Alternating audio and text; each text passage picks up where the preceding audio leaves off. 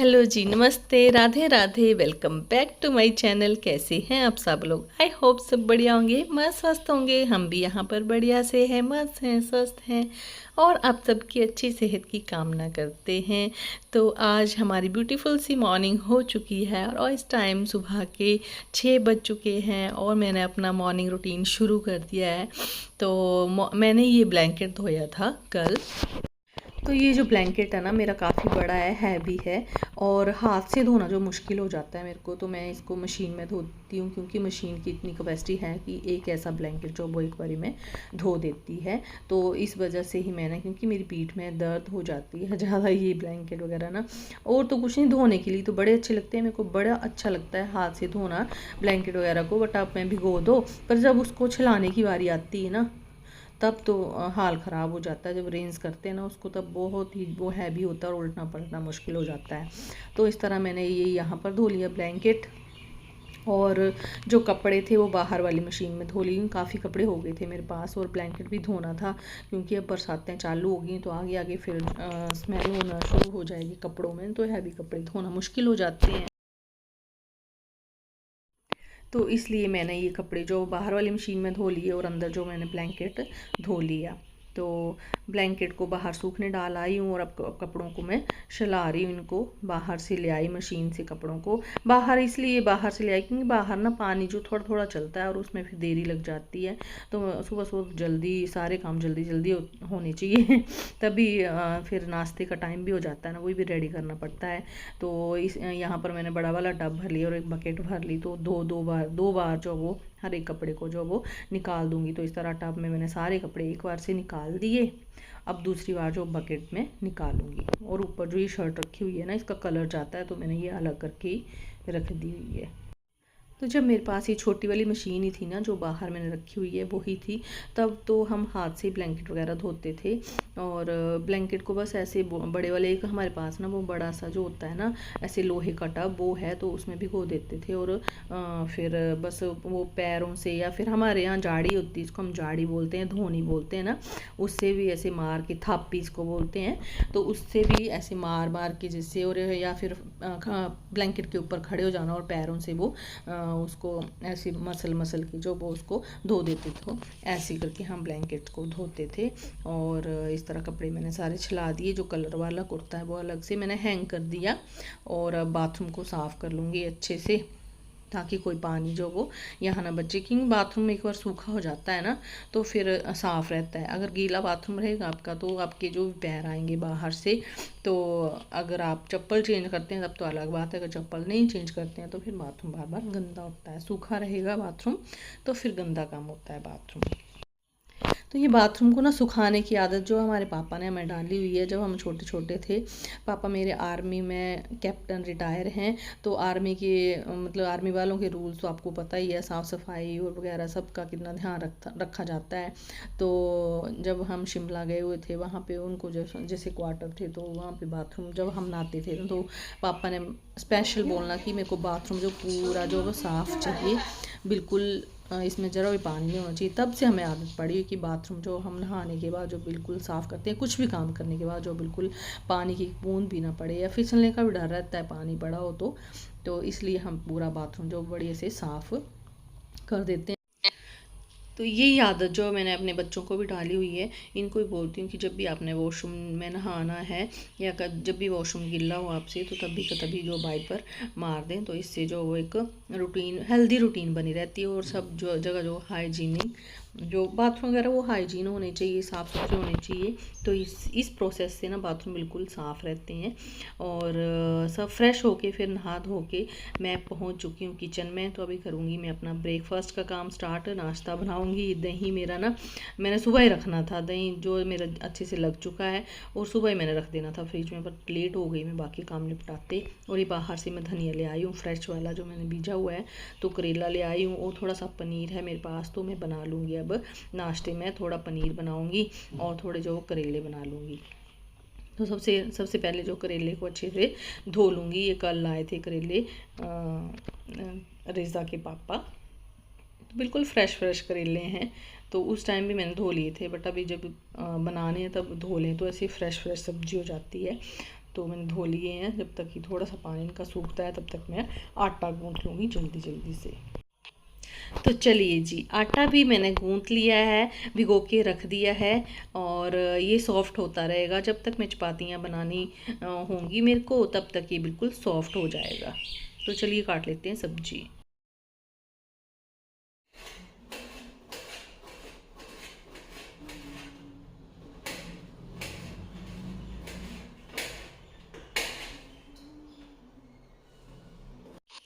तो ऐसे गोल गोल करेले काटना इजी भी होता है और बनाना भी इजी होता है, क्योंकि ये क्रिस्पी भी हो जाते हैं बड़े अच्छे से। और चपाती के साथ, घी वाली चपाती के साथ ना, क्रिस्पी क्रिस्पी करेले की सब्ज़ी मेरे को ऐसे बहुत टेस्टी लगती है। भरवा भी अच्छे लगते हैं, पर हमारे मम्मी डैडी जी को भी थोड़ा सा तेल थोड़ा सा ज़्यादा मांगते हैं ये करेले, बट लगता है इनमें ये पीते हैं तभी थोड़े क्रिस्पी क्रिस्पी बनते हैं। पर घी वाली चपाती के साथ बहुत टेस्टी लगते हैं फिर ये करेले। तो ऐसे करके ही मैं आज करेले बनाऊँगी, क्योंकि मम्मी डैडी जी को बहुत पसंद है, और रेज़ा तेजल के पापा को भी बहुत पसंद है ऐसे।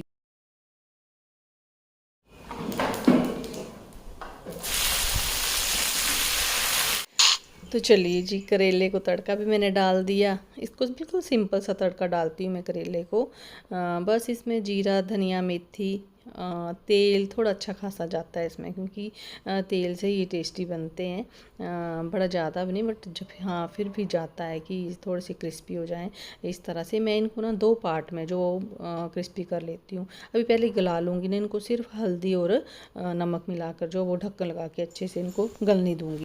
ऐसा होता है कि जब करेले गल जाते हैं अच्छी तरह ना, तो फिर इनको 2 पार्ट में करती हूँ और इनको क्रिस्पी कर लेती हूँ 2 पार्ट में करके। तो इस तरह से फिर खाने में वो अच्छे लगते हैं, टेस्ट लगते हैं। चाहे अकेले के साथ ही खा लो डैड जी को, तो फिर अचार दे दो, करेला दे दो, और बड़े अच्छे से जो खाना खा लेते हैं। तो इस तरह मैंने करेले तो डाल दिए हैं। तो इस साइड स्मायरा जो वो ये भी मेरी हेल्प करने के लिए आ चुकी है। ऐसे मेरे को अकेला सारा काम करना पड़ता है शेक वगैरह, पर स्मायरा जब आ जाती है ना तो काफ़ी हेल्प हो जाती है मेरी। और ये शेक वगैरह, ये छोटे मोटे काम जो वो संभाल लेती हैं। तो हाँ, हम गृहिणियों के लिए तो ये होता है ना कि हमें हमारा कोई छोटी मोटी भी हेल्प कर दे तो वो बड़ी हेल्प हो जाती है हमारे लिए। तो स्मायरा जो काफ़ी छोटे मोटे काम संभाल लेती थी, पापा कपड़े प्रेस कर देगी वहाँ पर, या मेरे साथ आकर जो शेक वगैरह बना देगी। जो भी छोटी मोटी चीज़ें मेरे को चाहिए होती हैं वो कर देती है साथ में ये।